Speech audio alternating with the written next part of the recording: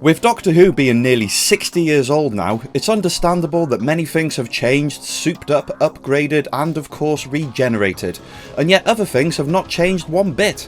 When I started thinking about the Dalek TV timeline, from their origins in the Daleks all the way back up to 2021's revolution of the Daleks, I tried to think about moments over the decades when the Dalek narrative shifted so off to the side that it just wasn't cool anymore. You see, in an older video, I had a massive go at these two Cybermen, because they could be seen chatting like a pair of Egypts waiting for a bus. They didn't act like proper Cybermen at all, so I wondered, did this ever happen to the Daleks? Did they go through a similar bad patch? I'm not so sure. During this period of talkative Cybermen, and when Doctor Who became no stranger to dubiousness, the Daleks were doing pretty much what you'd expect, raging war. Except in this instance, it wasn't against humans or Time Lords or Thals or Movellans or Mechanoids, or even a rival monster. It was themselves. Namely a rebel faction manufactured from humans by Davros, who went head on with the Imperial Daleks. And in the next adventure with Sylvester McCoy, they swapped roles, which is weird.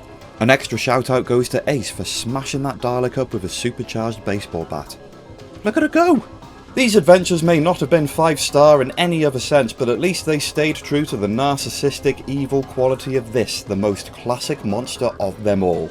Pure Daleks are the only Daleks as far as Daleks are concerned. And this concept was revisited in the latest Dalek storyline, where these Earth-manufactured models were exterminated without pause by the genuine article. Hybrids of any kind? Not even Dalek Time Lord hybrids? Nope. Just ask number 12. They would never allow that. And so it's clear that the Dalek doctrine is and always has been very straightforward. And I gotta say, whether you appreciate the industrial clunkiness of these new designs, the overall story of Revolution feeds into the narrative as faithfully as any other story. It's enough to make one realise that not much has changed over the decades. They've always been weird blobs in mobile tanks, designed solely to destroy anything that isn't them. And they've made the necessary modifications for improvements, such as putting discs on their backs to get themselves off the metal floor of their home base in Skaro, and all the way through to discovering the ability to faff about with time travel, and of course the obvious one, gaining the power of flight. But that evil mindset has never altered, and why would it, when it's so polar opposite to everything the Doctor stands for? These are the ultimate arch nemesis. So with that in mind, credit goes to all the ideas that have been created to flesh out what we already know about the Dalek, rather than just retcon the whole thing. How they treat weakness and obsolescence in their own kind, as seen in Asylum of the Daleks and The Witcher's Familiar. How a lost and desperate fleet can succumb to insanity and sectarianism in The Parting of Ways. How a Dalek mind has the genetic potential to wake up to moral standards, only to be persecuted as seen in Evolution of the Daleks. And let's not forget about the intriguing Into the Dalek, where the idea is explored that any expressive thought and speech is neutered by the Dalek shell itself, ensuring that they always stay just horrid and single-minded. One of the smartest Dalek stories is Genesis of the Daleks, their very own origin story. Lots of moral problems for the Doctor in this one, and the old classic the monster turns on its creator twist at the end, just to really flesh out the original story. It's good. It's all serviceable contribution to the lore, and whilst the episodes themselves draw contention for whatever reason, it all does kind of make sense. Next to the appearance of the TARDIS, the Daleks are the most consistent thing going on in Doctor Who. So, am I done here? No criticism of any kind? Okay, so maybe that's not strictly true. To plug my Cyberman video one more time, I also mentioned that every Cyberman had aesthetic appeal, even the ones with cheesy personality. Stop talking! And yet it might be the same for the Daleks too, if it wasn't for one glaring exception, and I think you know which one I'm going to talk about. Victory of the Daleks? Daleks working alongside Winston Churchill? Turns out it's all a scheme to create a new race of Daleks. Well, that's an exciting surprise. I can't wait to see what these new What?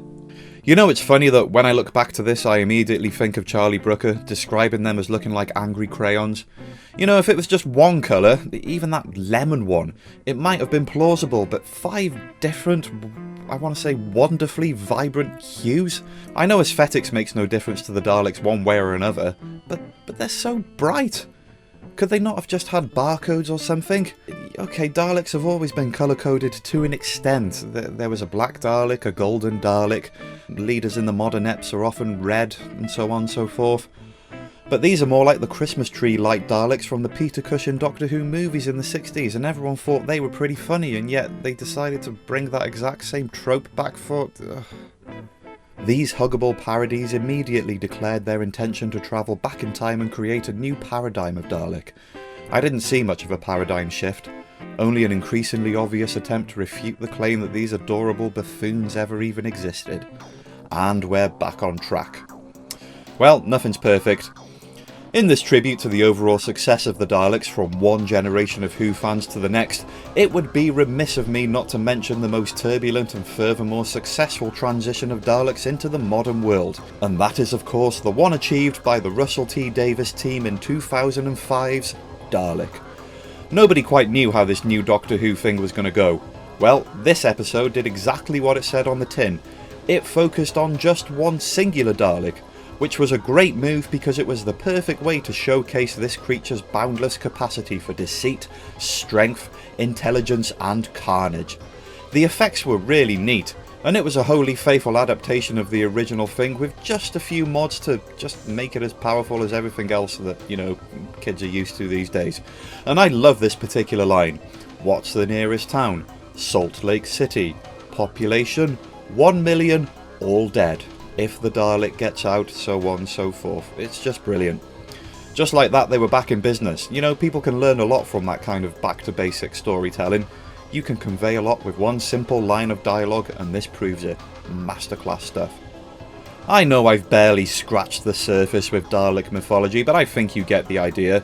Somehow the external and internal of what makes a Dalek has remained just about intact. It says a lot about the longevity of a villain so pure in its evil that it's an easy convention to uphold as long as it's not completely ruined. So here's a warning into the future. Daleks don't need fixing. And anyone considering doing so should think twice. Has Doctor Who really been consistently true to the Dalek ethos, or did I miss something? Sound off in the comments and hit that subscribe button. Have a good one.